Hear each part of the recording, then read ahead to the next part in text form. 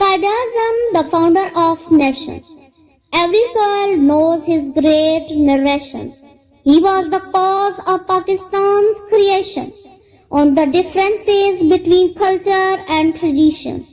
He worked hard beyond our imagination and worked according to Islamic legislation.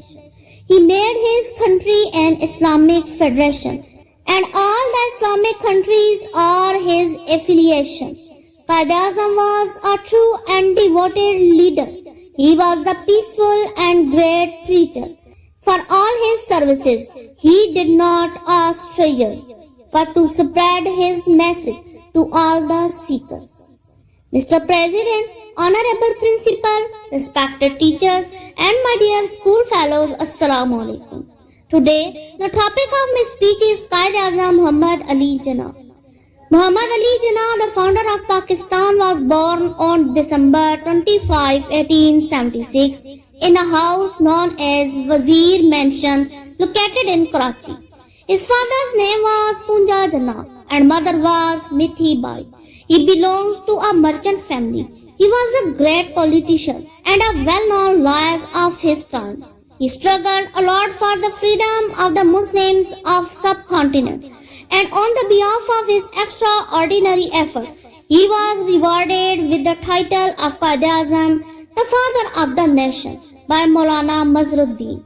Quaid-e-Azam Muhammad Ali Jinnah received his early education from Sindh Madrasatul Islam and Christian Missionary School. He went to England for higher education and got admission at Lincoln's Inn Law School in London. At the age of 20, he enrolled in Bombay High Court when he came back to British India. He was the youngest one to enter the bar, where he started to take interest in political affairs of the nation and became famous in the next 3 years. The Advocate General of Bombay invited him to work for his bar and after 6 months offered a salary of 1500 rupees per month, which was the huge amount that time. But he gently refuses the offer and stated that he planned to earn 1500 daily and proved it possible in future by his flawless efforts. But as a Governor General of newly state Pakistan, he fixed 1 rupees as his monthly salary. He was the man of judiciary and sensible personality. Jinnah started his political career with Indian National Congress in 1906. Then after 7 years, he joined the Muslim League. He struggled a lot to bring Congress and Muslim League to work together. But at the same time, he found the culture of racialism in the subcontinent and realized that the Muslims of the subcontinent are sacrificing their cultural and social rights under the British and Hindus. Then he started his efforts for the freedom of Muslims of British India and planned to create an independent state where Muslims could feel the breath of freedom. The major strength was the unity of all Muslims organizations in this freedom war. And it is the leadership of Quaid-e-Azam which unites all the Muslims of the subcontinent on the same agenda of having a separate state.